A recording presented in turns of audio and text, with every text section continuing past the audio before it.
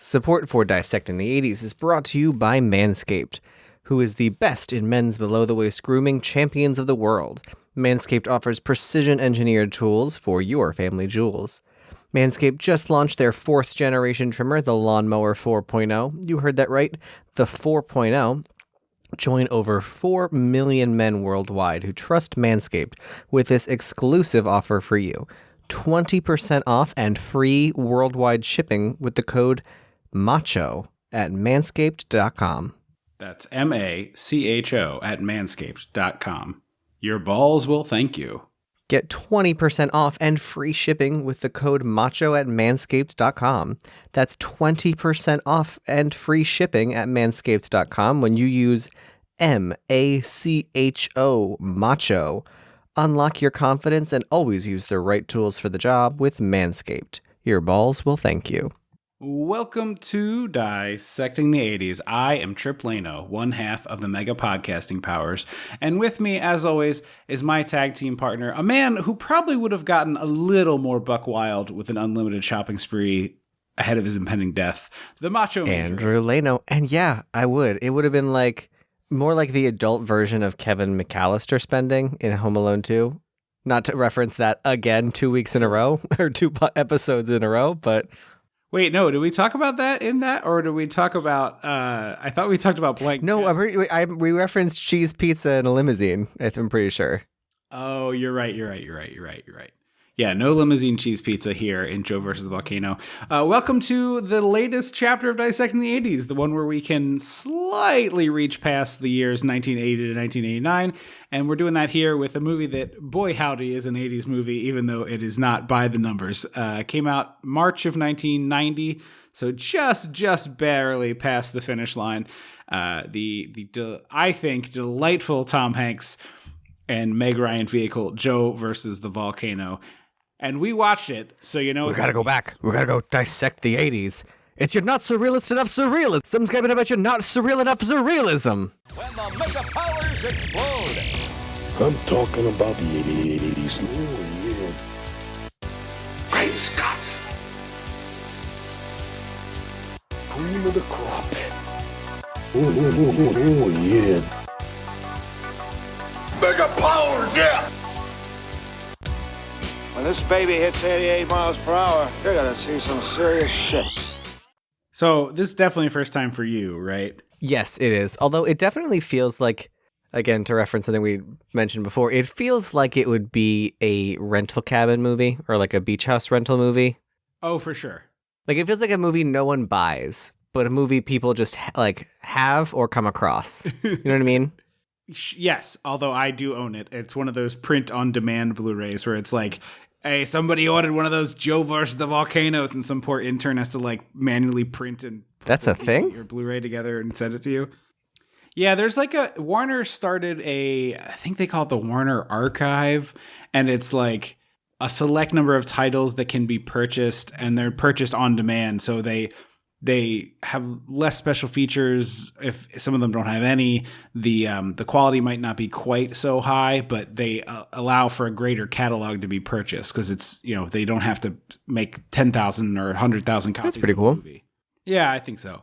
But this came into my life. My girlfriend was about to turn 30 a few years ago. We were on vacation, and it was like conversation about like, what do you want to do? We were traveling at the time. We're on this big road trip.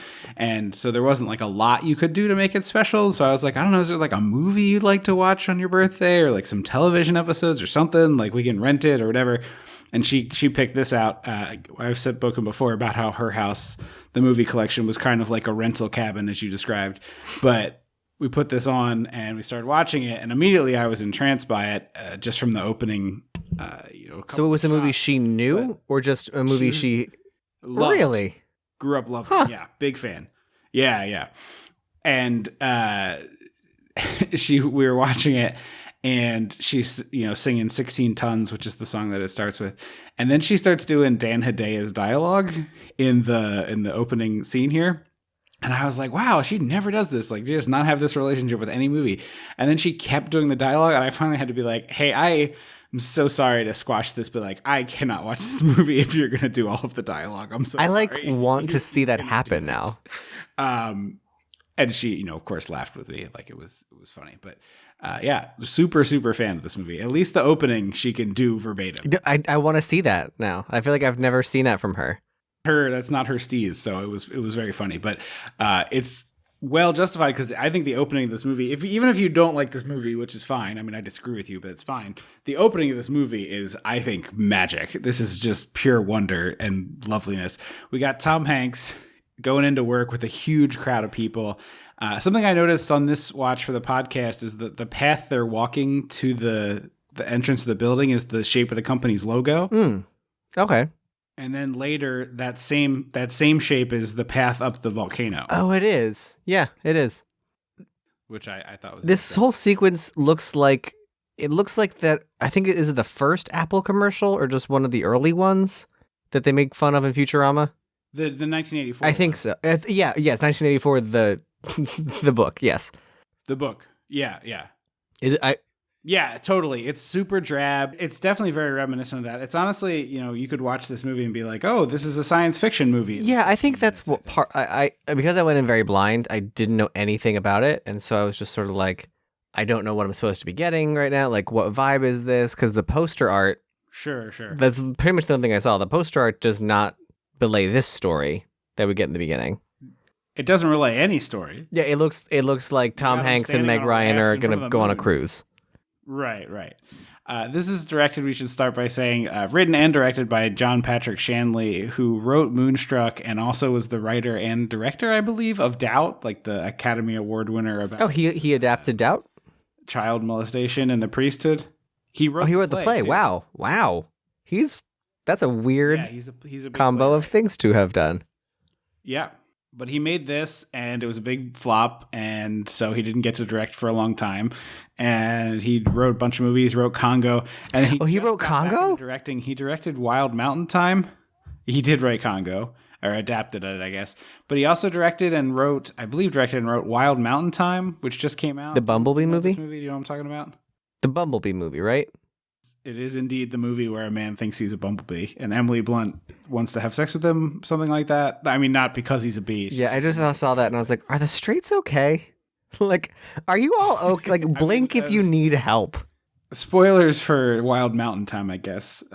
Just with reckless abandon, we're spoiling a movie that came out, I think, less than a year ago, and that almost certainly neither of us probably will never see. Right. But yeah, anyway, we'll get back to Joe vs. Volcano. The set design is so good, and it's this dystopian hellscape job, and perfectly illustrates. I think it's the best on-screen depiction I've ever seen of what it's like to work in an office that sucks.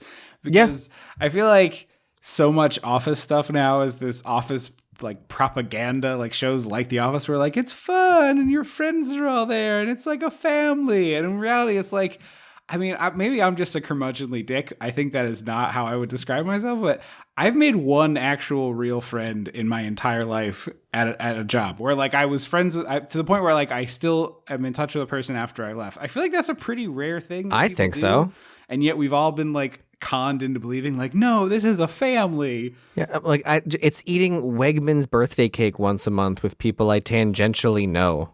And lying about what I do on the weekends. Yeah. Like, that's what working is. And it's fine. I'm not like, yeah. I remember reading like part of the whole, like, oh, people are working from home, pandemic stuff. And, you know, I know not everybody's in this position. I, speak from a very privileged spot to be able to do that. But it's just like, oh, like, what's going to happen to office culture? I'm like, who gives a shit? Like, again, how could anyone care? Wegman's birthday cake once a month. Like, but like, you know what's so great about working from home? Guess how many coworkers I have a problem with? None. Because I don't know them. Yeah. My old job definitely had those coworkers. This new job? New job. Yeah. I've been there a year. Good Lord. Not a single problem with anybody because there's no one to be around to be annoying. Sure. Yeah. Yeah. I mean, it's just a whole number of things. But also it's like, I've had perfectly fine cubicle farm jobs and I've had ones that I hated. And this feeling that Joe, the movie gets across walking into a job that you hate is just the most accurate depiction of this I've ever encountered. Just a bunch of sad, lifeless drones. I love that they're all wearing the same color. Like they're just drab. It's very Tim Burton. Shuffling into the hive. It's very Tim Burton. I mean, costume design by Colleen Atwood. So I get, but beyond the costuming, like the whole beginning of this movie, I was like, this feels kind of Tim Burton-y, which makes sense because he was riding high at this point. So people were probably trying to emulate him. Yeah. And also it's like, it super sets the tone, I think, for what you're getting into with this movie is that it's like a weird ride we're about to go on. We're not going on your typical, like, you know, fancy love and is in the air rom-com sort of situation. Yeah. Like I said, I do think this could be more surreal. Interview with the overall. I agree with that. It does lose some of that in the middle section for sure. Mm-hmm. But I read an interview with the director where he was like, yeah, this came out, and actually Julia Roberts auditioned for this, didn't get it, of course. And then she ends up doing Pretty Woman, which comes out like, I think only a couple months after this. And is just this runaway successful freight train of a rom-com. And it was just like, yeah, people wanted that, not this. Yeah. But yeah. So I wonder if Julia Roberts, like, if when she was auditioning, the role was intended to be one actress playing all three parts. Precisely why she didn't get the part, because the guy was like, every time we put a different wig on her, it was like, yeah, that's Julia Roberts. And he thought that Meg Ryan was three distinct characters, which honestly, I did not know the first person was Meg Ryan the first time I watched this movie. Really? Yeah, I think it's like the combination of the hair and the eye color being so dark, it just like changes the shape of her face somehow. But I really did not know. And honestly, even watching it now, this time for like the second time in like 2 months, honestly, the reason we're doing this movie is because I had just watched it and was like, we should do that episode. I still am like, I mean, I know it's her, but it doesn't really look like her to me. Well, it's the wig shape. It's a very, you know, Winona Ryder-y, like Phyllis Diller shape hair. It's sort of like poofed and big and, you know.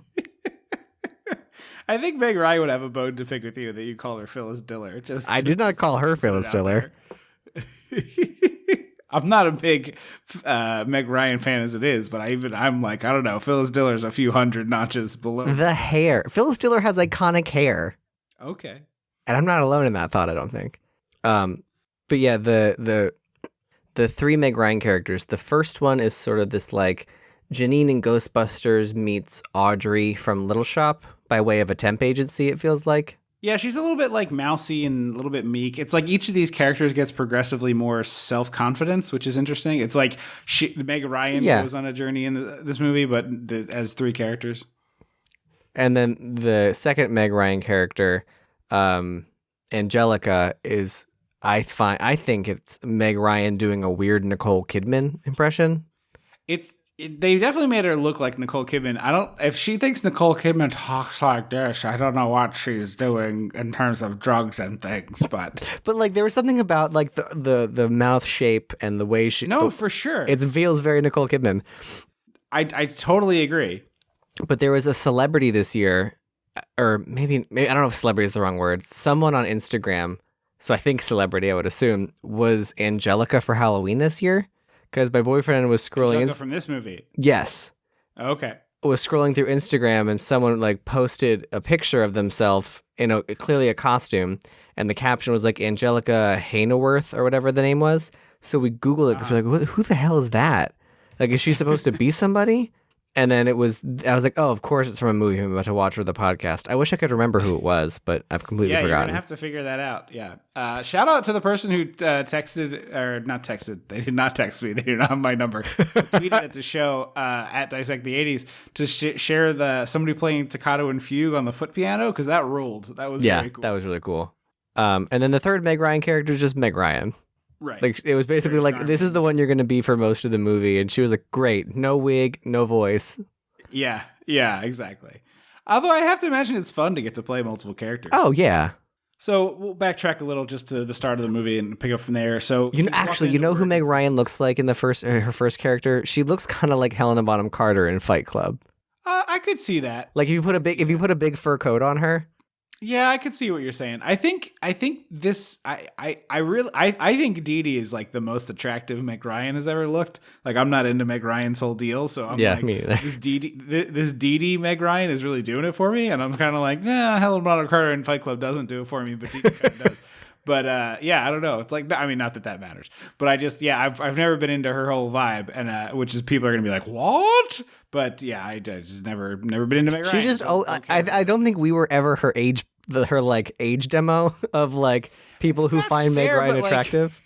That's fair, but like one, we watch like a lot of old movies, and two, I like romantic comedies like way more than the average person. Like I thoroughly enjoy rom-coms. But I mean, like when we grew up watching You've Got Mail and Sleepless in Seattle, and also for me One Fine Day, which is not a Meg Ryan movie. It's a Michelle Pfeiffer, Ryan. George Clooney. Right. No vehicle. overlap betwixt the two, other than I guess they both take place in New York. Yeah. Like we watch those movies, those are clearly like adults. It's not like, oh, a young romantic comedy where like a young 20-something who works in publishing finds love. It's like two adult people find love with each other. Sure. But I'm saying is like, as an adult man, like I could be like, oh, that's an attractive woman. And I've just never been into Meg Ryan's whole deal. So I don't know. I don't know that it's like the time frame. Because like I can see a picture of an actress in a bad 90s or 80s outfit and be like, that woman is attractive to me. But Meg Ryan, I've never been into, except as Dee Dee in this. I'm like, oh, hi, how you doing? Anyway, he's walking into work, and it's a medical supply company, and there's this huge McDonald's-esque sign for the number of rectal probes they've sold, which ticks over into another one as they walk by it, which is really great. And then they also do petroleum jelly, and this guy is like, I don't know what the technical term is, but I'm going to use gushing the petroleum jelly into it looks like the beginning of Edward Scissorhands. Yeah, for sure. The cookie machine. Yeah. I'm sure this is how like liquids are piped into barrels at the industrial level. Like it's a big pipe and tube, and someone has to like spray it into the thing. That's logical, but it's very odd looking in this movie. And then we zoom into Tom Hanks into his office where Dan Hedaya is his boss, whose name I actually looked up how to pronounce, so I don't have to do the Hedaya thing the entire time. No, Hedaya. It's Cher's dad in Clueless. Yes. Well, he's been on this show a few times, and I never remember how to say his name. So, he's marvelous as this shitty boss. He is.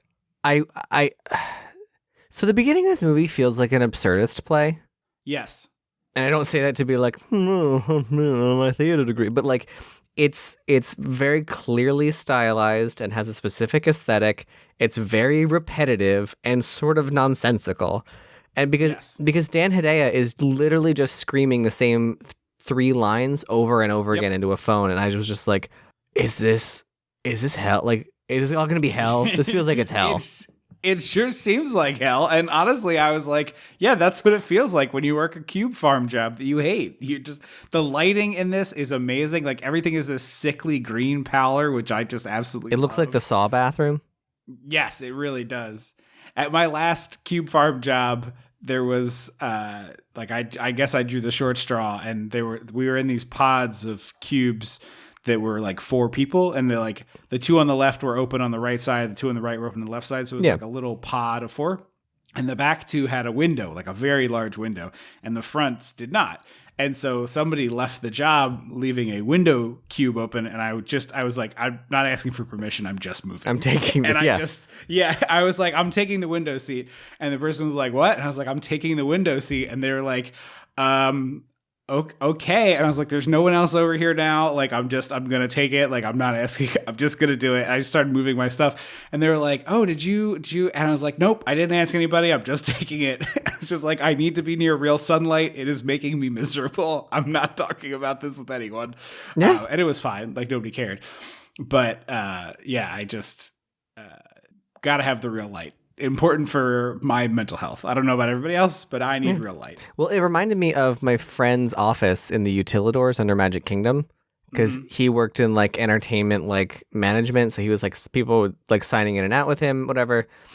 So he was in the Utilidors. There's no windows because you're literally under the Magic Kingdom. Yeah. So they had the I don't know if it's considered recessed. It's like the popped the push-up ceilings, and then every third one is like a light that's set in there. And so they gave him a little cover on his light that looked like a castle window that with like a sky behind it. So he was like, yeah, that's my sunlight for the day while I'm down here. Like, I hate it so much, the vampire life. Yeah, but I mean, like, there's not really another like in a situation like that where you're literally working underground. Yes. There aren't. I mean, the option there is like you make sure that person does not work there 5 days a week, 200 and whatever days a year. And be miserable. So Joe goes to his little office and he pulls out this little Hawaii lamp he has, which is kind of like a ridiculous lamp, but in a charming way. It's cute. And Dan Hedaya. Yeah. And Hedaya immediately starts in on this lamp. And I was having this just flashback. I'm sure I've told this story on the podcast before. Probably when we did 9 to 5 and they said you can't have novelty mugs. Yeah. There was this woman who worked at my old job who like had been there for 30 or more years. And she wasn't like a particularly high position in the company. It's not like I think she was like an assistant to the director of the company or something like that. Like, and I'm not trying to shit on this woman's career. I'm just saying it was like, it wasn't like she was the CEO or she was like, you know, she just had a lot of tenure. Yeah. On the hierarchy of command, this woman did not have a lot of command, but she would do these laps and you'd see her come by and I'd be like, well, can't wait to see what the memo on inappropriate decorating is going to come out. And they were very adamant. They were like, your cubes have a color. You have a solid color wall that's either orange, green, red, or blue. That is the area which you are allowed to decorate. You may not put things on the gray portion of the thing. And I was just like, I would love for them to come try to discipline me or fire me over putting a magnet up on a piece of metal. I'm not going to listen to this. And I put my calendar up and like, I'm not like Johnny Rebel. Like I'm a very person, but I just was like, I'm not going to do that. Like I'm at the time 30 years old. I'm just not going to be dictated where I can put something up with a magnet. I'm sorry. I just refuse that. That's dumb. Happen. When I had a cubicle job, my desk was covered in knickknacks. Right. And it's like anything I can do to make my time at this place I don't really like being a little bit brighter, I'm going to do.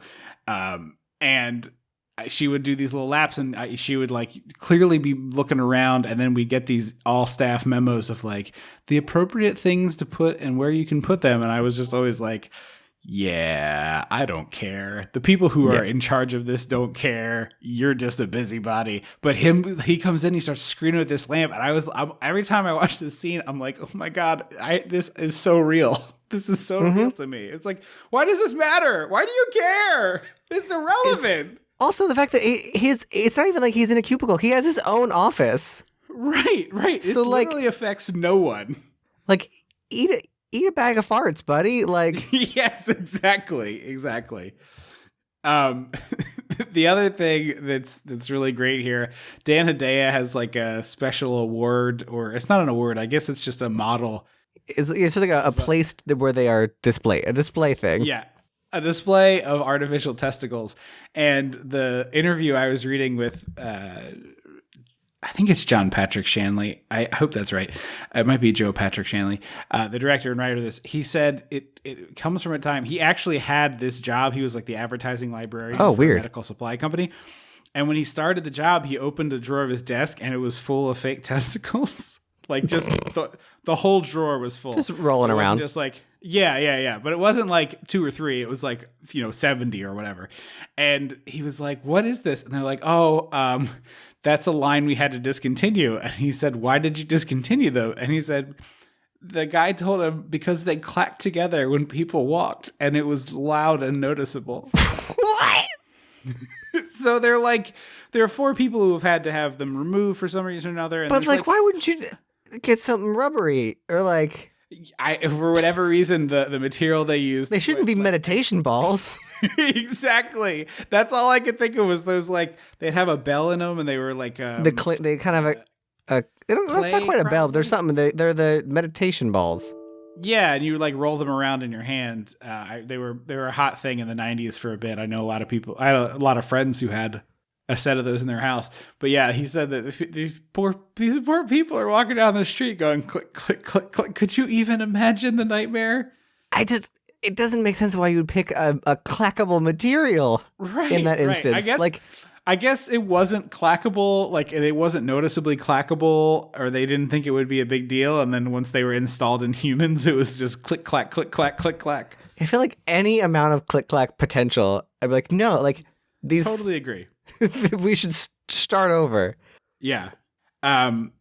Also, I think Tom Hanks has a dead nutria on his head instead of a wig here. It's just like a large rat-looking object. I have to say, I kind of like this length on Hanks. The length, not the haircut. Yeah, the length is good. Okay. It's not as weird looking as his because didn't he have long hair in Da Vinci Code? I haven't seen that in like 13 years. He has really bad long hair in the Da Vinci Code. It's almost as bad as this, I think. But I like think the he might length. be one of those guys who can't do long hair. I don't know. I liked the length on him. Oh, I thought the wig. I mean, the wig itself is not good, but the length. I mean, as someone who's trying to grow their hair out, I like the length. Yeah, I don't know. He also had bad long hair as Robert Langdon. If you're out there and you think of a good long hair Hanks performance, his hair is fun, crazy in Castaway, but that is not like a good haircut. No. Yeah. So there's also this great sequence where Dee Dee, Meg Ryan #1 comes in and is like, hey, you got to send some catalogs to these people.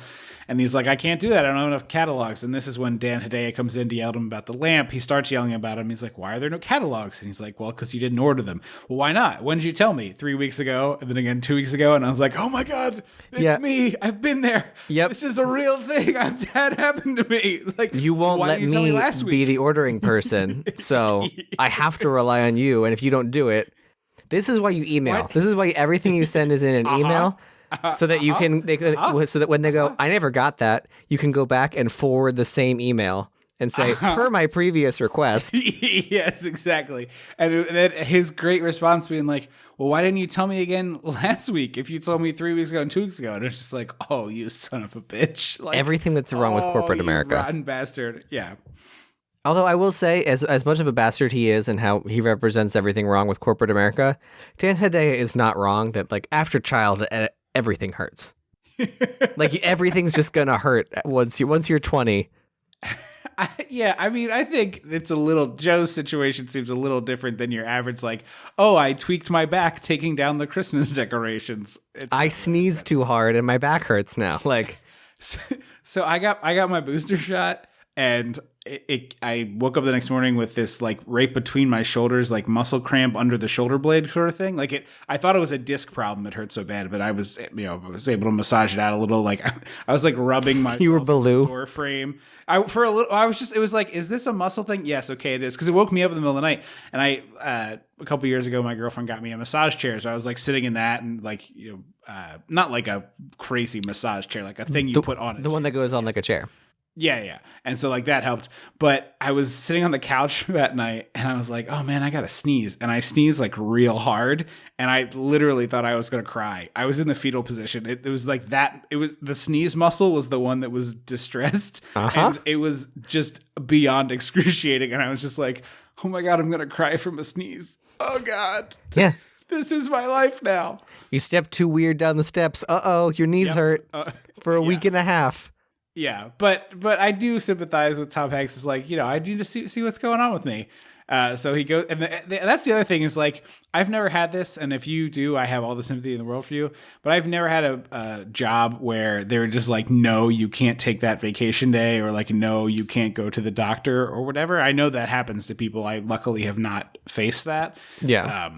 Other than, I guess, like, once or twice I've had a situation of like, hey, there's like 2 other people out, then can you move this? And when I was like, no, they were like, okay, I guess we'll deal with it. Like that, that sort of situation. I've had a little pushback, but never a no, luckily. But I've just learned that I always have to phrase everything as a question, it's not a statement. I am taking this time off. Is it all right if I do this? And that's, if I do it that way, it's always fine. Yeah. This scene leads me to think like Hedaya is going to be like, no, you can't go to the doctor, which I thought was going to be interesting. But he goes to the doctor, played by TV's Robert Stack, Mr. Unsolved Mysteries himself. Oh, okay. My boyfriend's more of a Forensic Files kind of guy, but trash show. Give me that bad 90s. Unsolved Mysteries used to genuinely scare the shit out of me. Yeah, it's got a creepy theme song. Kid. But beyond the creepy theme song, so your average, I watched a bunch of them this summer because I went to Denver and there was a plaque at this place we went that they were like, oh, there's been Bigfoot sightings here. It was even featured on this episode of Unsolved Mysteries. I was like, well, I got to track this down. And so I was watching this episode. So your average Unsolved Mysteries, I ended up watching a bunch. You got like missing person. Didn't Netflix release them a bunch? Like they got the rights to a bunch?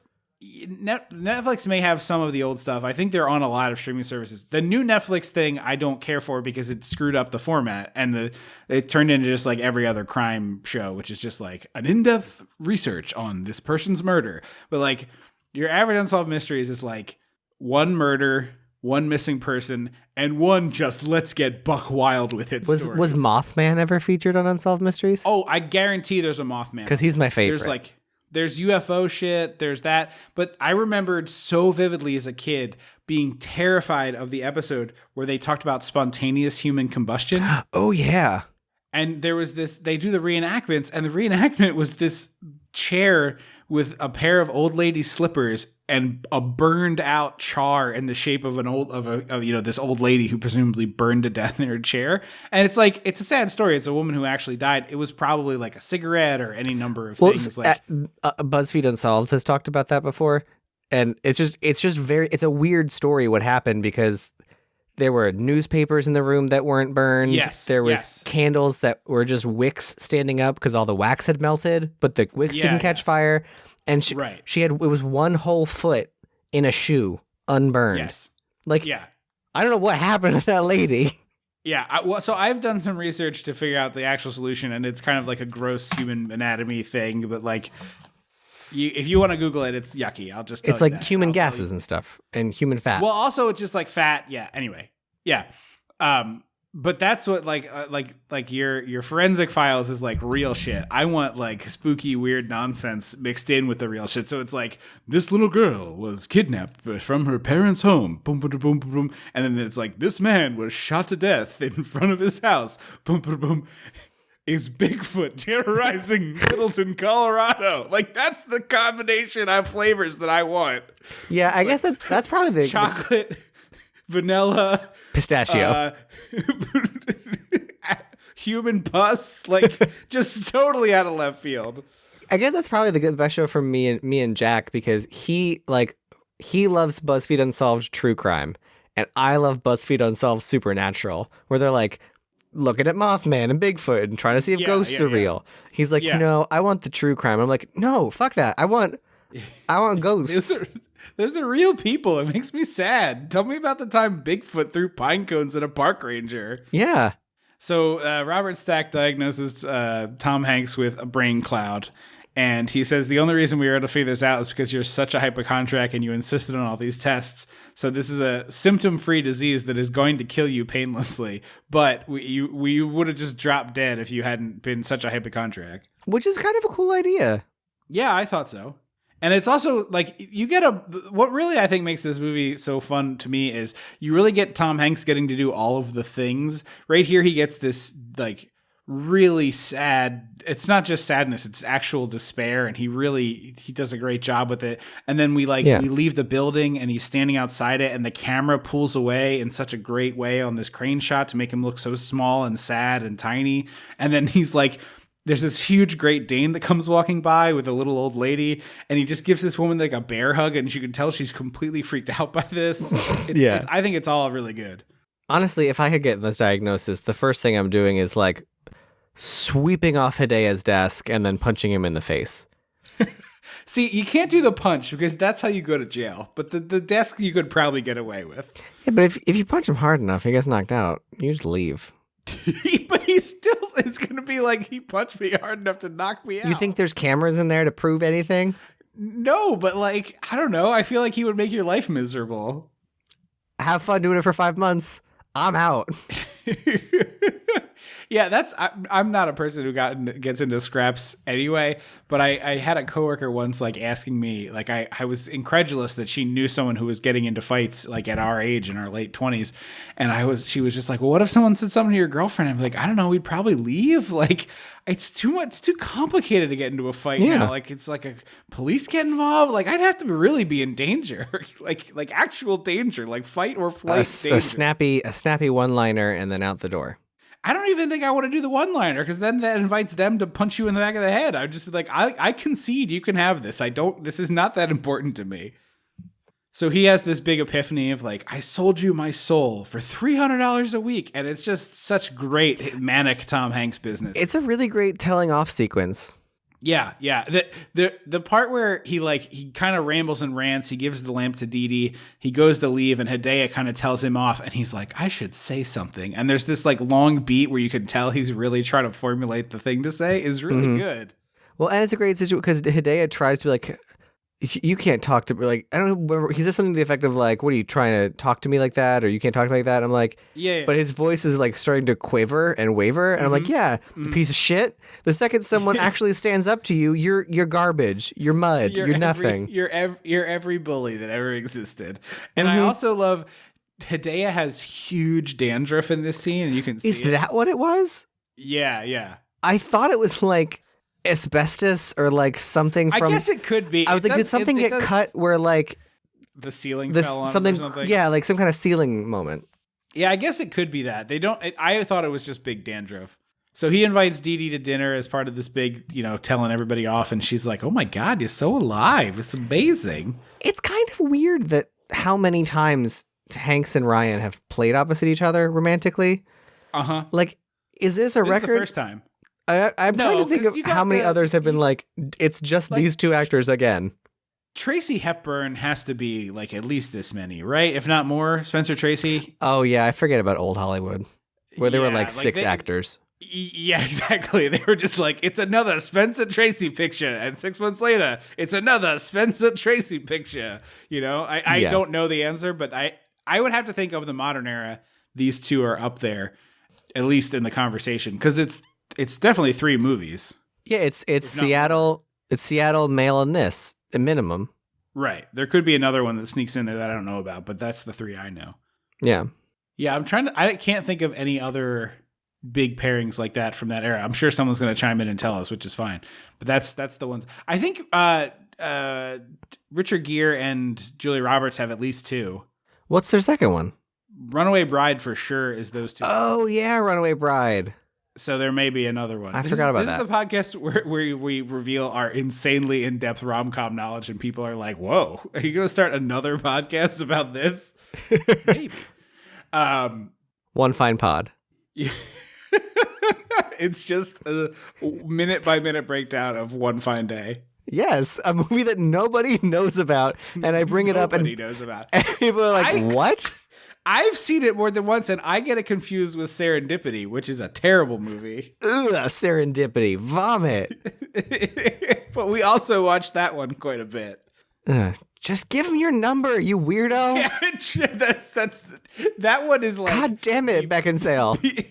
Beyond the pale for like ridiculous setup. We were just like, all right, you don't like each other if you won't trade contact information.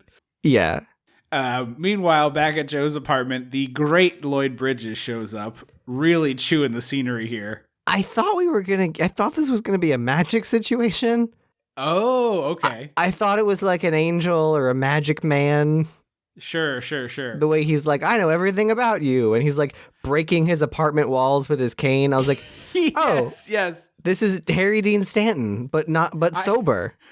I also love he pulls out a whole can of peanuts, opens them, and he does this thing where he like pops the plastic seal, pops the metal seal, holds it with one hand, and does like a quick flip over to invert the whole can into the bowl on Joe's table, and then lifts it away like dramatically with a big flourish. I kind of want to do that now. I know, it looks so fun. Yeah, I fully thought he was going to be magic of some kind. Oh, for sure. It's the hat he's wearing is a magic hat. It is. He has full on like I'm a magical character hat.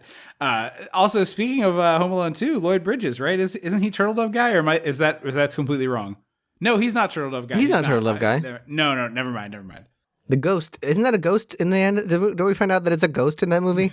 No, it is not a ghost in Home Alone. I thought the end was that like... He winks. No, he winks at the kid later, but he's not a ghost. I thought there was a scene where they panned to like a portrait that was like our dead founder, and it was the man who gave him the turtle doves. Am I making that up?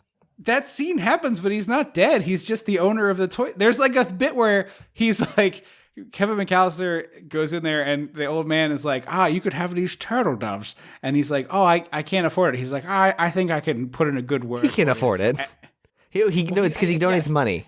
That's what it is. Yes, he does. And so he's like, well, I'll put in a good word for you with the owner. And then we see that he is the owner of the store. My brain always thinks it's ghost. Like he's not a ghost. That's my so brain funny, filled in the gaps with ghost. When in doubt, go spooky. Delightful. Yeah, no, for sure. Also, I think Home Alone and therefore all of the movies are eligible for the podcast. So, including the one that Disney's coming out with this year. And it's written by like 3 people I really like. Streeter is one of the writers on it. It looks. I saw that. I know, but Streeter from opening of the trailer, and I was like, "Oh, this seems stupid." And then I saw all the cars pull away, and I was like, "Oh, are you kidding me? Are they making Home Alone?" And they're making a 6th Home Alone movie, or a 7th maybe. This is a reboot. Yeah, the only Home Alone I want to see is old man Macaulay Culkin fighting off old man Joe Pesci and old man Daniel Stern. Yeah, they're like, we have to get revenge on this fucking kid, and we're gonna kill him. That's the movie I want to see. I hate gritty reboots, but I want to see the gritty R-rated Home Alone where Kevin McAllister's like, I have to protect my family. No, here's what it is. Kevin is visiting his grandmother at an old folks' home, and the 2 bandits are checking in to rob the place, and then Kevin has to protect all the old people in the old folks' home. I would watch that as well, but I want it to be paranoid Kevin McAllister has like RFID chipped his children because he's like, I'll never leave them alone. I'll always know where they are. Wasn't there a gritty Home Alone style movie with Kevin James as a Nazi? It's Home Alone-ish, yeah. It's not quite full Home Alone, but it's Home Alone-ish. I wanted to see it. I just haven't. Yeah, it's fine. It's not great. It's called Becky. Thank you. Anyway, back on task here with our pal Lloyd Bridges. He regales Joe with all these tales of how he used to be a firefighter, and it's really interesting to me that Joe went from firefighter to office drone. Like, you'd think he could have gotten a job with a fire department that perhaps was less dangerous. Yeah, like, I'm sure they need a comptroller or something. I don't know what that job is, but I'm sure a fire department needs a comptroller. I don't think they need a comptroller. Isn't it just like a money person? That's like a municipal job. Like a city has a comptroller. No, businesses have comptrollers. Well, it's an elected official position for sure in many municipalities. Oh, well, because I used to work many moons ago. I was the admin for a financial placement team, and one of the jobs that they looked for in place was comptrollers. I think. I mean, it's been like 8 years since I had that job. Yeah, you're right. This is just, I've never seen it not at a municipality level, but it is just an accounting position that's at a lot of places. I don't know. I truly don't know what it does. I should have. It's an accounting and finance position. It's like a high level accounting and finance. Yeah, but the number of resumes I edited, I should have gleaned a little bit of information from them.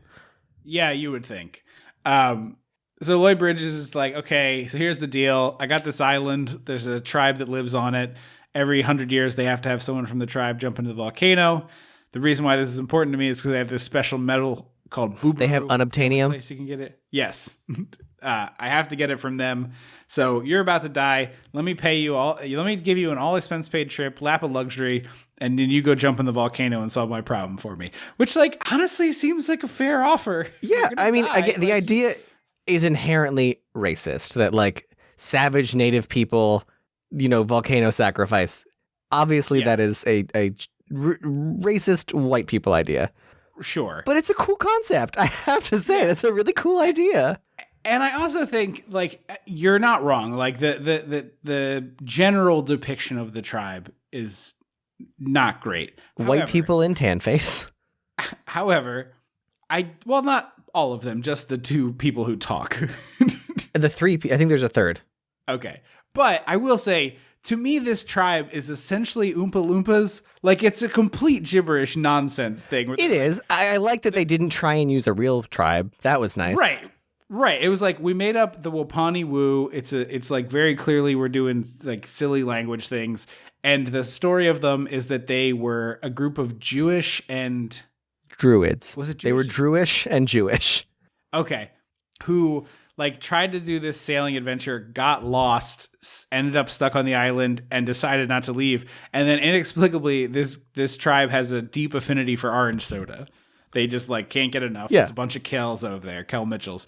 You know, they can't love their orange soda. And so it's like, I totally see what you're saying. And like, obviously, I think if this movie was any more popular, that would get some heat for it. But they're basically like Oompa Loompas to me in terms of it's just nonsense. Yeah, it's fully made up nonsense, and I get that. Yeah. But like when you look at it, it's just sort of like, okay, not great. If it was 5 degrees more ridiculous, it would be fine, I think, is the problem. Yeah. Like it's not quite ridiculous enough. Mm-hmm. Like I think it needed a bit of a Mel Brooksiness because they're Jewish, so they chant like Hava Nagila is something they chant, Yes, which is they do. funny. Yeah. But like I needed like I don't know, give me like a grass skirt with like the two front curls that like Hasidic Yes. Jewish men have. Like sure. give me like an element of silliness to it that a little shows sillier would be good. Yes, I totally agree. So he's like, live like a king, die like a man. And then he like floats out of the movie. Lloyd Bridges comes in for the one scene, and then he gives the him Uber 8 driver credit picks him cards up. and it's just like, Yes. and bye, and he throws a flash bomb. Hey buddy, where you gotta go? Not in this movie anymore. He gets it. He also kind of looks a little tiny bit with the hat to me like a Burgess Meredith penguin. I can see that. I can totally see Like that. not fully, but in the vibes anyway.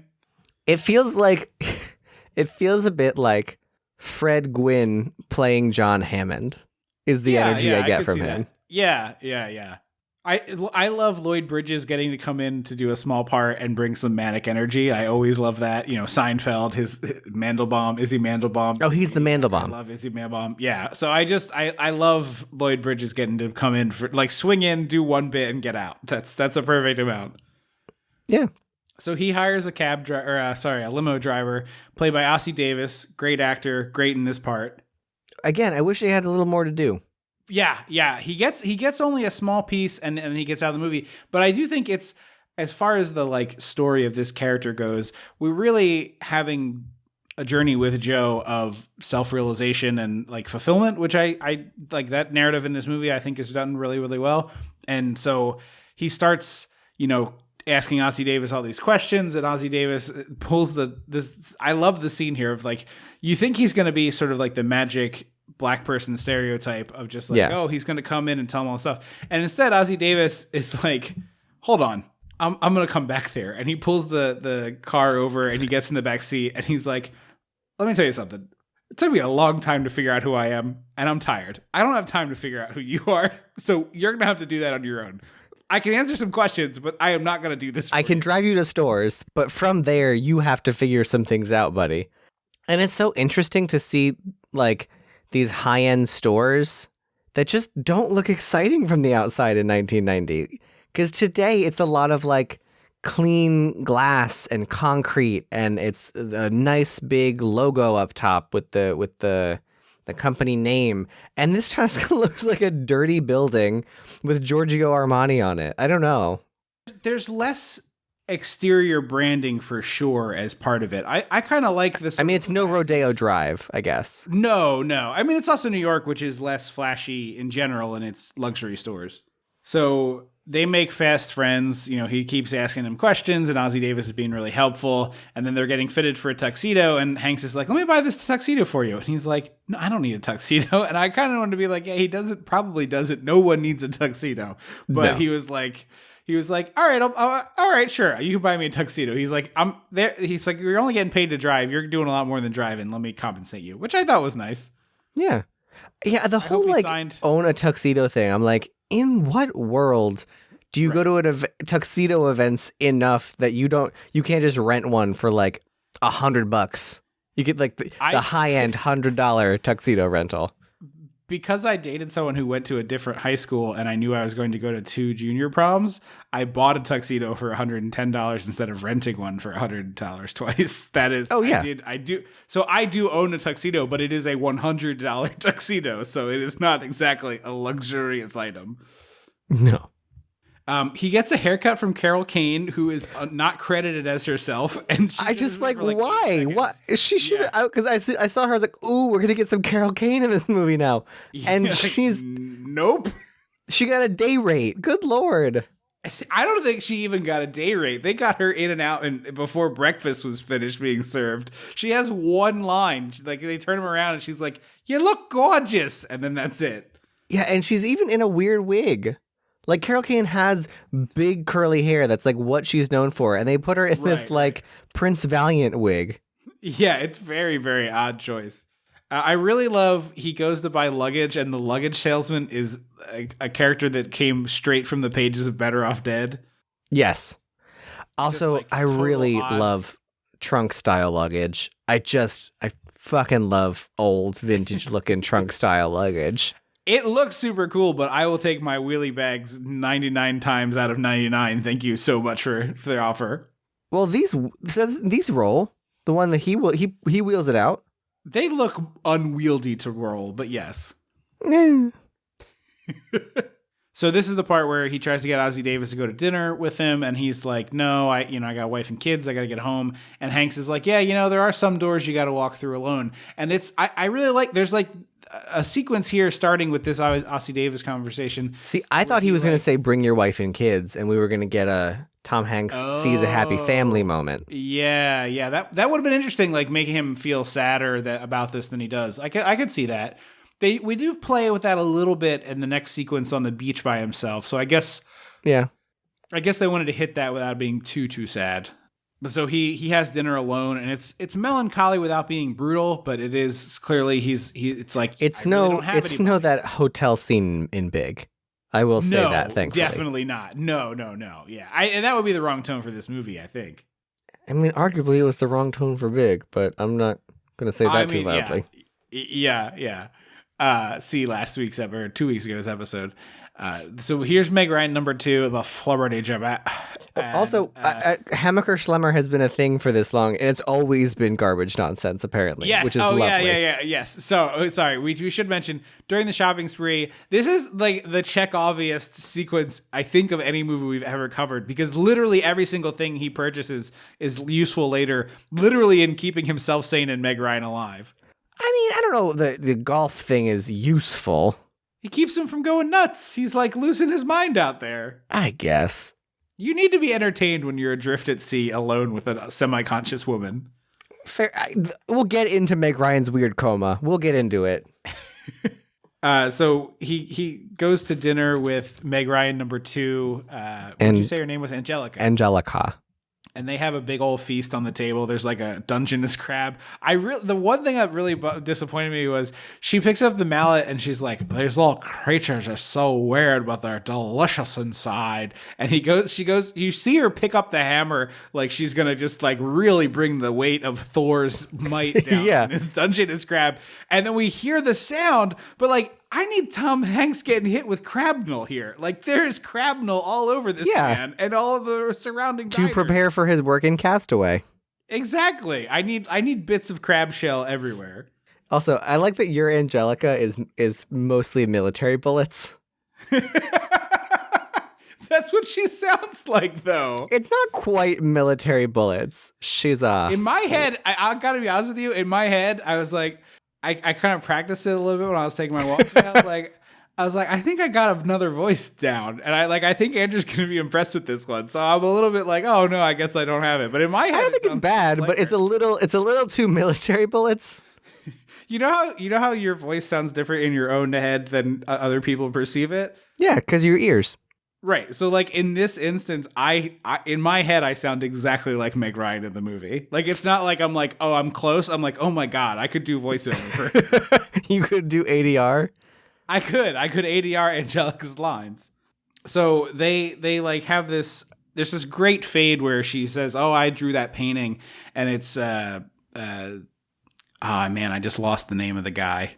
It's very much in the style of somebody else. My brain's now wanting to say Rothko. I think that's wrong, but it's very much like a Comic famous booky. person style.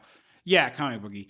And there's this awesome fade where you see this painting of a car overlooking Los Angeles and all the lights below, and we fade and push into the painting, and then it's them in the same car overlooking. It wasn't a perfect it wasn't a perfect 1-to-1. So I didn't get why they didn't just like film it first and then take the first like image of it and be like hand it to an artist and be like trace this, like make it look exactly like this. Yeah, I guess. But that's just me. I also really loved her line because she asks like, "And what do you do for work?" And says he was an ad librarian for a medical company. Right. And she goes, "Oh, I have no response to that." And I was just like, the number of times yours feels a little Jimmy Stewart-y. That's like you've got Jimmy Stewart. You've got the Jimmy Stewart, like, oh, Clarence, you're an angel. I have no response to that. No. Like, your Jimmy Stewart dial is a little too high, and my military bullets dial is a little too high. But I gotta put it back a little on you. It's a little Jimmy Stewart-y. But like the number of times I've been in like a boring function and someone said like, I have no response to that, but we need to continue this conversation because that's what people do in this situation. Right. Yeah. The fact that she uses that just to stop it dead and not talk anymore, I think is really funny. So they have breakfast together, and this part's really odd to me. Like, he has this sort of melancholy night alone on the beach, and, you know, he's very clearly kind of sad about what his life's in, and she kind of offered to have sex with him, and he was like, nah, I'm good. Like, clearly there's some stuff It's a going great on. weirdo performance from Meg Ryan. Oh, for sure. I think all three of her performances in this are very good. And like I said, I'm not a big fan of hers, and I think this is probably my favorite Meg Ryan thing I've ever watched. Even like the plain Jane, like I'm Meg Ryan, you're Tom Hanks, we're gonna fall in love part 3 is much more fun to me.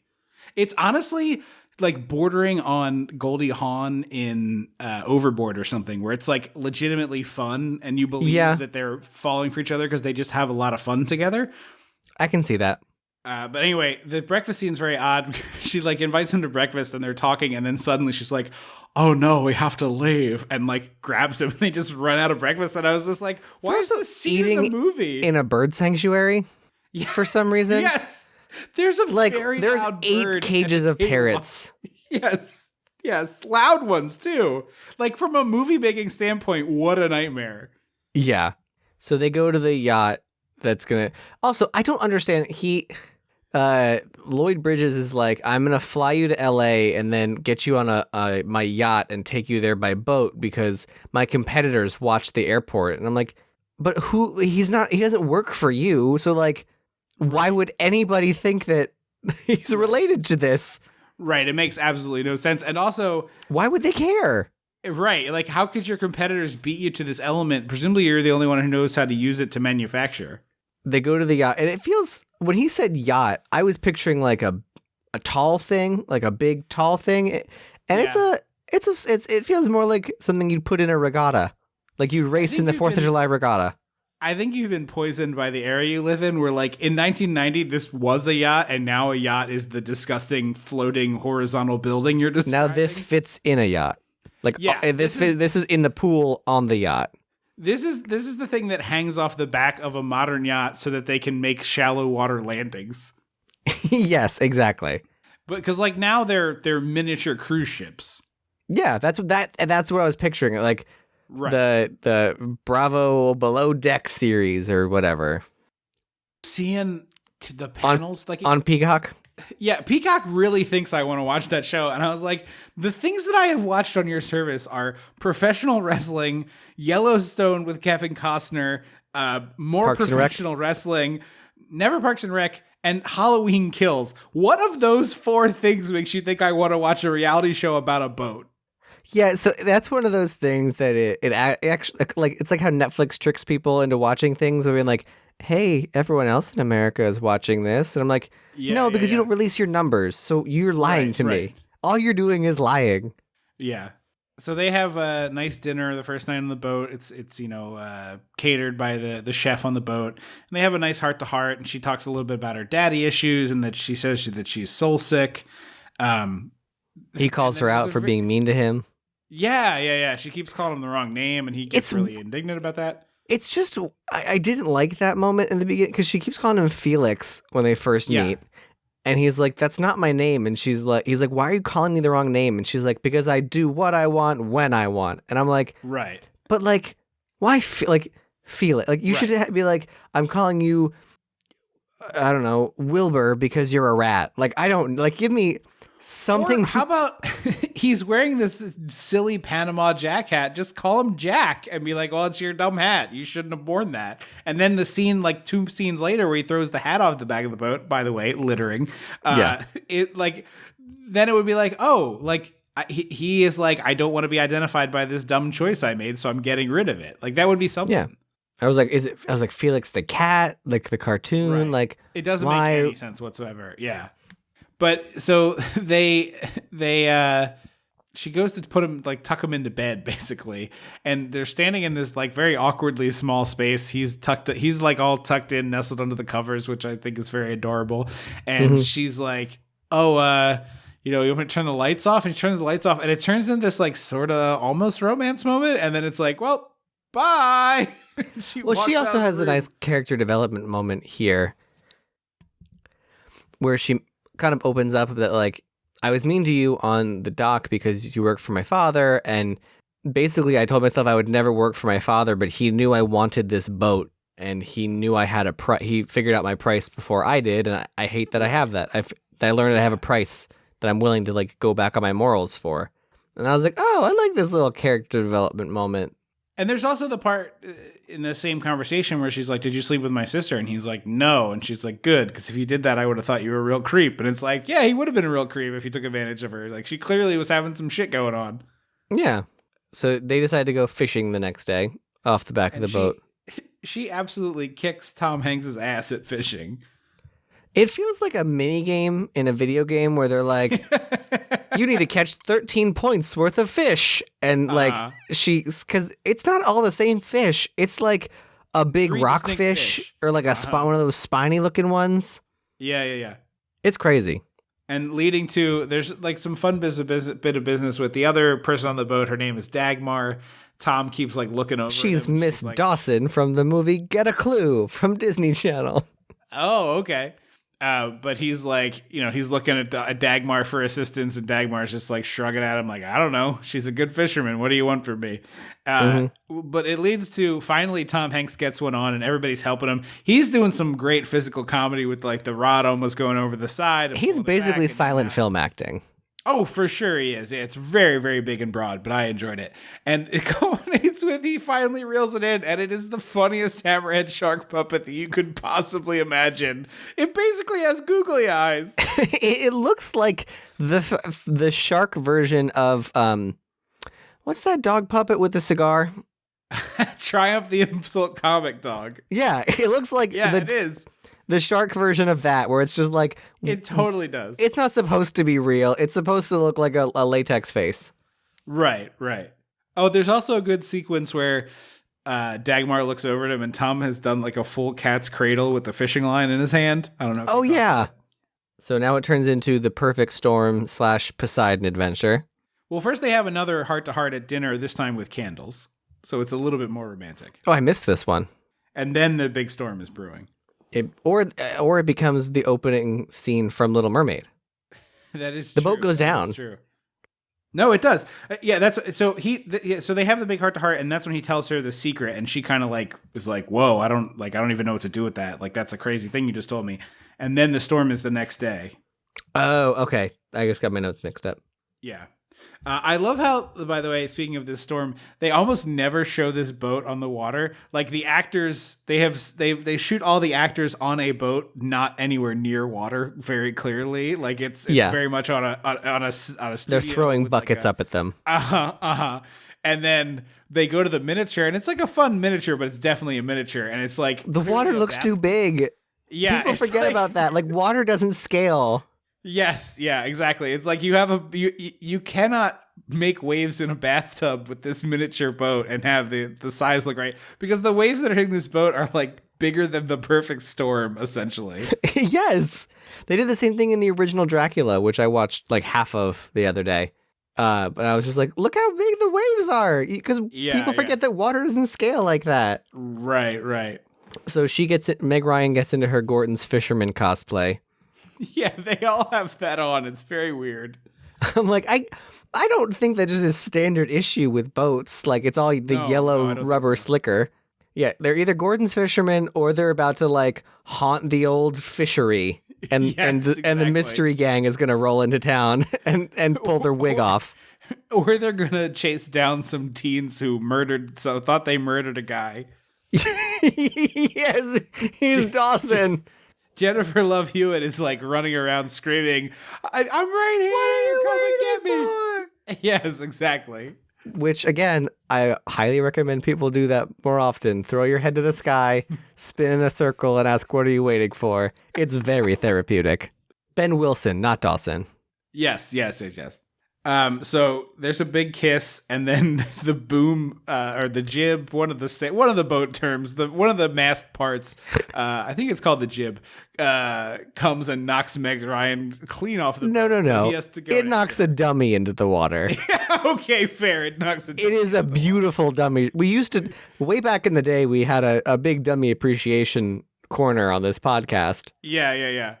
It's a beautiful, it literally looks like That's So Raven or like any other Disney Channel show where there's like, and toss a dummy.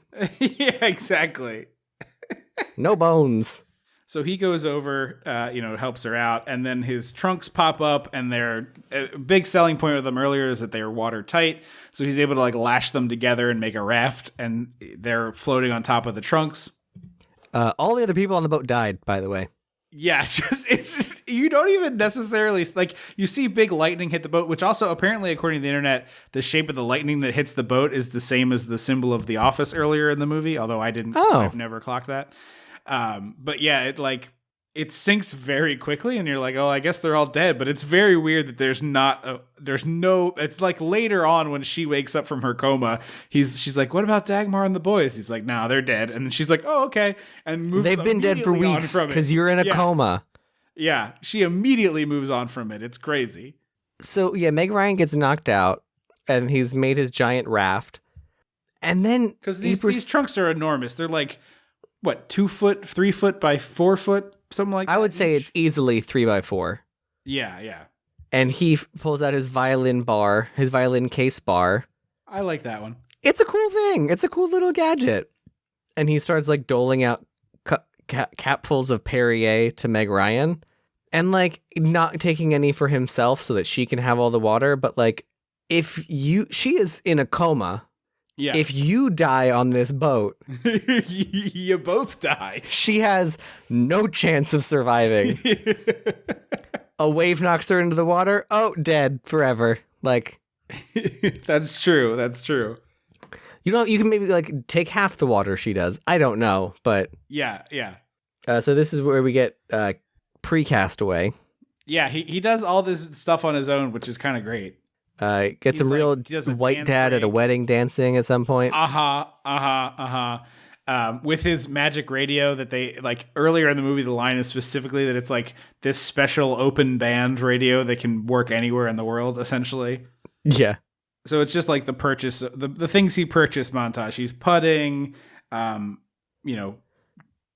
a little bit nuts at sea. And then there's a cool like sequence where he sees constellations. Yeah, it sort of turns into this like George Méliès silent film for a brief period. It does, yes. And I thought this was going to lead to like a little bit more epiphany, like the constellations are going to tell him which way he needs to go or something, which I guess doesn't make sense because he's adrift, but just something of like it seemed so like it was so cool and well done. I was like, oh, this must lead to something, and it doesn't. It just passes in like a moment. He rubs his eyes and that's it. Yeah, and then like the giant moon rises, and it's just. It's weird. It's a little weird. Again, the movie needs more surrealism. If you're gonna do it. Yeah. Although the moonrise is like he has a religious experience. Basically, he sees the moon rise up and is like, I forgot about how great the world was. Thank you for showing me again. It's like this little prayer that he sends out. So Meg Ryan wakes up and starts feeding him water. Yeah, because he's got the full on madness. He's got like the sunburn on the face and all that at that point. The gross lips. Yeah, the gross lips. Very well done for both of them. Gross lips, by the way. No, her lips are fine. Well, when she's unconscious, she has gross lips. No, because he kept her hydrated. She never got gross lips. I thought she had gross lips where he was pouring them in while she was like on her back, and then he puts the umbrella over her face. Maybe I'm misremembering. I don't remember there being her with grossness. So then they get to the island. I keep wanting to say Wamapoke, but that's the Native American tribe from Parks and Rec. Right, the Wapani Woo. That's what it is. And it's a tactful and respectful interpretation and display of depiction of native Polynesian people. I mean, Nathan Lane is basically doing Timon. The first time I was like, is that Nathan Lane? But his name, I don't know what happened, like who he paid. It does not show up on Wikipedia, and it is not in the front page of IMDb. Like you have to click on. Really? That's so see strange. More people. I had to go to Nathan Lane's IMDb page to find this movie because I was like, is that Nathan Lane? It's definitely him. Yeah, that's very weird. And then longtime friend of the show, Mr. Abe Vigoda, is playing the leader of this tribe. Yeah. You know. Famously dead Abe Vigoda. See our Prancer episode, which might be up on the Patreon. I can't remember how long ago that was, but one of the funniest things that's ever happened on this podcast is you discovering the website is abevigodadead.com and me dying. I have to go back and listen to that one.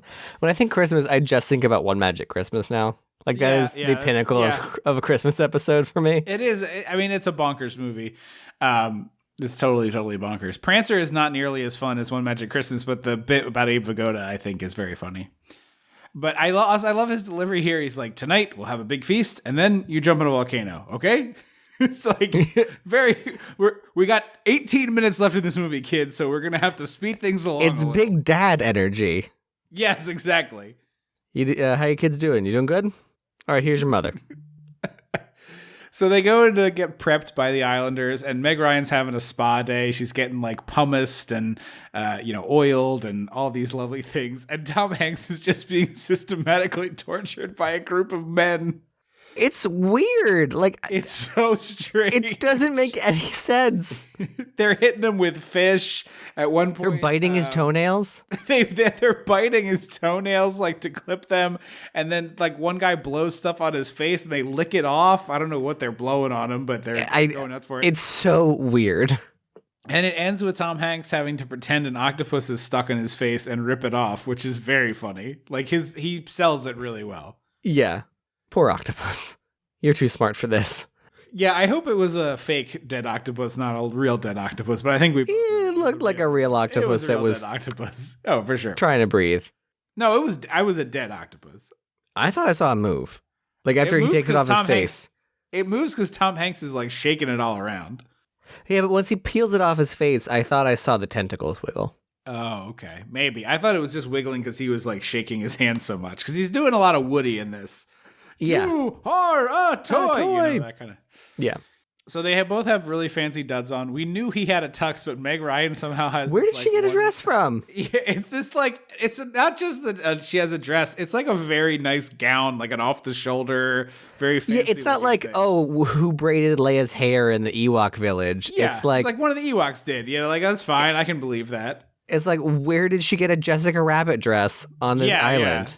Also, I have seen this like 4 times, and it gets a genuine guffaw from me every time. There are 2 giant gongs, and to ring them, 2 full-size people swing into them, ring the gongs, and then 4 other people, 2 teams of 2, hop in with stretchers, put them on the stretchers, and then hop, carry them out. I watched this movie the second time in 2 months, and I still laughed out loud at that. I'm sorry. It's a Looney Tunes joke that just really works. It is. It's fun.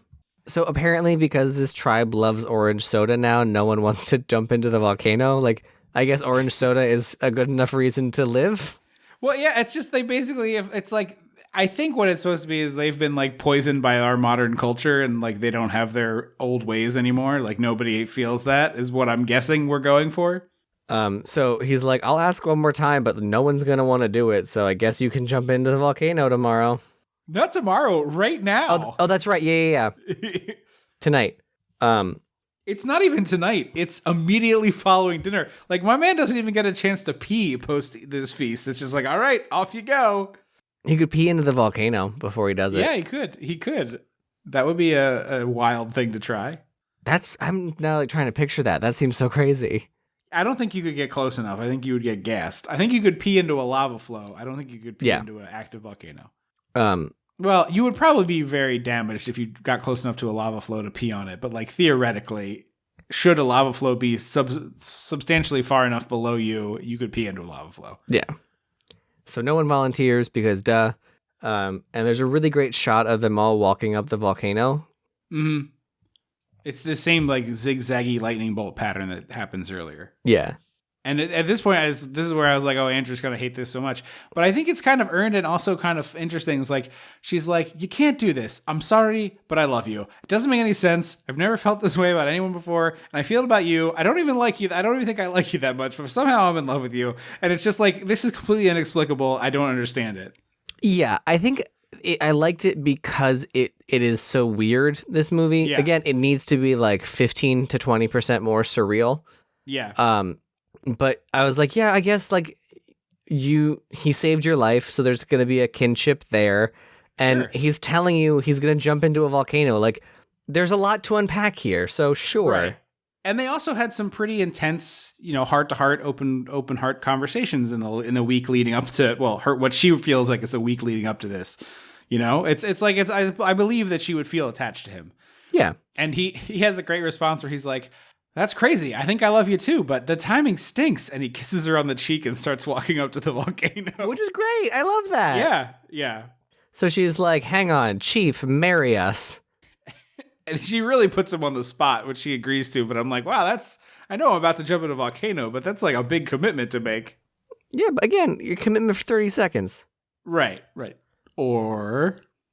So yeah, they get married. The chief, it's basically the wedding from the third or fourth Pirates of the Caribbean, where Barbossa's like, just kiss already. Yeah, do you? Yes, do you? Great, you're married. And they're like, she's like, well, I'm gonna jump in with you. And what should have happened is they jump in and the volcano spits them out. And then we should have cut to Aunt Beru and Uncle Owen's charred skeletons from the first Star Wars movie, just like sinking splayed out. Yeah, because the lava is not what kills you in the volcano. Right. It's it everything does melt that you. before that. There's the gas, there's the heat, there's everything that leads up to it is what kills you, not the lava. Yes. Right. So. Also, if the lava shot out and rocketed you out, it's rocketing a charred corpse. Yeah.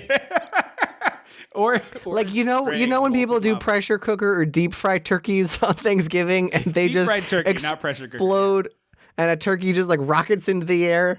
Like that's what this is. They don't typically rocket into the air. I'm sorry to burst your bubble. They just blow up and spray fiery oil everywhere. Well, I liked it better when I thought they flew in the air. It's funny to think of, but that's just not how it works. There's a really great show on YouTube called ASAP Science. They break down what would happen if you fell into a volcano very clearly. Yeah. And I love here that like the three trunks pop up, like the barrels and jaws. All I could think of is Clint being like, I never seen a hammerhead that can stay down with three trunks on him. Suitcase ex machina. So they hop aboard these things and they're like, I can't believe we survived. And meanwhile, the island is just sinking and all of the islanders are dying. All the islanders are dying. Again, the white people don't care about the other people. Well, funnily enough, back to that same interview with him I read, he's like, they don't die. And the guy, the person... Where they turn into mermaids and it's Atlantis? No. The person interviewing was like, what are you talking about? The island sinks. And he's like, yeah, they get on their boats. And he's like, why didn't you show that? Yeah. They have... Like, show me the boats. I mean, we saw the boats, but like... According to the director, and so I wonder if this isn't... So there is an alternate ending, which we can talk about briefly, but I wonder if some of that footage is in that. Like, they did film it and they just didn't show it because in the alternate ending, there's in particular a scene... So earlier, Abe Vigoda held up this totem and he's like, this is my soul. And they're like, I hope you don't lose that. And in the alternate ending, Abe Vigoda pops up out of the water, and then he finds his soul totem, and he like has it again. Oh, okay. So there's some of that, but the rest of the alternate ending is wild. So we should just finish this up, and I can quickly tell you about that. Yes. So they start talking on the thing on the trunks, and Meg Ryan finds out about the brain cloud and the doctor, and then she's like, "Wait a minute, my dad duped you. Like this is all a trap." Yeah, it turns out his doctor is a doctor that her dad owns. So the whole thing was fake. But why Tom Hanks? Because he didn't have any family, and because he was the hypochondriac, so they could just convince him of anything. Once I learned that, I was like, but then how did he get linked up with Dr. Ellison? Like, how did the fake doctor? I assume it's the same way any rich person does anything, which is money. That's how they have their human hunts, you know? No, but how did Tom Hanks get with if Dr. Ellison doesn't take patients? Right. So I think it was like they probably paid. It's probably like that Netflix movie about the elder care where they paid off a real doctor Care a Lot to refer them. Yeah. They pay off a real doctor to refer them. They're like, look, we need a guy with no family who's a hypochondriac. You refer to my doctor, I'll give you $10,000. You know what I mean? Gotcha. So she's like, I can't believe you didn't get a second opinion. Like, you know. I mean, it's called Brain Cloud. That is a stupid name. She's right. It is a very stupid name. She's totally right. And then, they live happily ever after. I also realized that Dr. Ellison doesn't show him the CT scan. Not a scan, not a test result. Which honestly, just show me a CT scan with some magic marker on it. Right. Yeah. How am I going to know? I'm an idiot. Yeah. So apparently in the alternate ending, they pop up. We didn't mention this, but the yacht is either the Tweedledee or the Tweedledum, and there's a twin yacht. And so Tweedledee is hers. Tweedledum was the other one.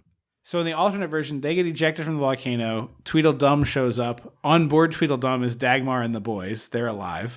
Oh, thank God. Also on this boat is the doctor and Lloyd Bridges. So Robert Stack and Lloyd Bridges come. Is Angelica there too? I don't think that mentions Angelica, but it's revealed that it was a ruse, and then they're going to shoot Tom Hanks, which doesn't make a whole lot of sense. I don't know why. At that point, what's no harm, no foul here. You paid the guy, he jumped in the volcano, he got launched out of it. What else is he supposed to do? It's he fulfilled his end of the contract, and it's not like you owe him anything further. Yeah, but now he knows that this happened, and he can go to the police. Yeah, but what are they going to do? Who's going to believe this story that he jumped in a volcano? They think he was a lunatic. He'd be in a straitjacket before he finished the conversation. Probably.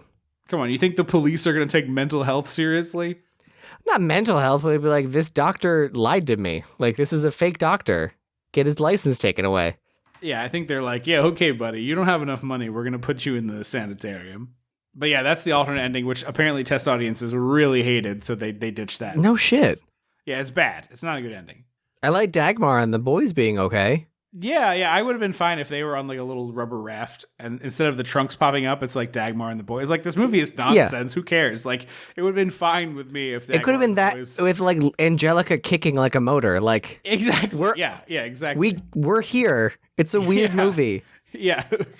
I've been kicking since Los Angeles. Now I went Nick Cage with it. You went Nicolas Cage meets Jimmy Stewart on that one. I went full face off Nick Cage, Jimmy Stewart. Oh boy.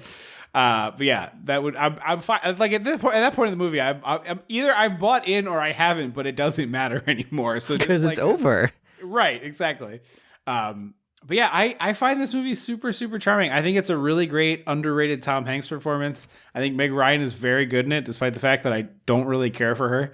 Yeah, it's cute. I don't love it, but I like it. Yeah. I love the sort of dystopian office environment stuff in the beginning. That I think is really, really great. Yeah, that's definitely the punching moment. Above its weight class. Yeah, I mean, it's excellent.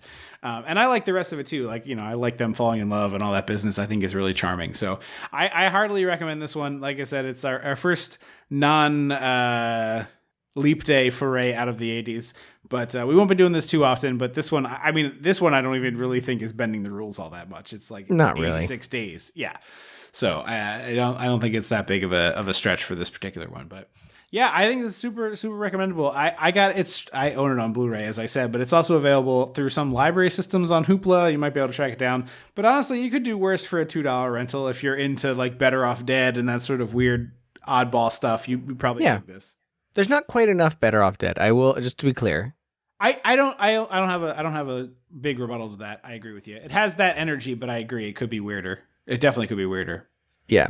Thank you so much for listening to the show. Don't forget to head on over to wherever you get it and write a review and subscribe to the show if you haven't done that in a while. Apparently, we're supposed to be telling you to do that for 200 episodes, so big mistake on our end. At Dissect the 80s on Twitter, we love to hear from you, and Dissecting the 80s on Facebook. We always like to hear from listeners, so say hello and review the show. Like I said, if you review the show, we read those on the air, so go do that. If you're reviewing it not on iTunes, you'll have to send us a screenshot. It's dissectingthe80s@gmail.com, but we read those on the air, so send us your reviews and we will read them. Thank you again so much for listening to the show. Can't believe this is episode 201. Holy mackerel. That's so weird. Yeah, totally wild. But thank you for listening to it. We'll be back in 2 weeks for the final Thanksgiving Palooza with Dragnet, a movie I can't wait to rewatch. I probably watched this 30 times on Comedy Central back in the day. Really? Also a Weird Duck. Oh yeah, all the time. Also a Weird Duck movie that I have not watched easily in 20 years. So very excited to see if I still enjoy this. But I remember it being the kind of weird nonsense that I really liked. Plus Tom Hanks raps along with Dan Aykroyd. So lots to look forward to. Wow. White guy rapping. Thank you all so much. Thank you all so much once again. I have been Tripp Lano. I will always be Andrew Lano. Until next time. Don't you forget about me.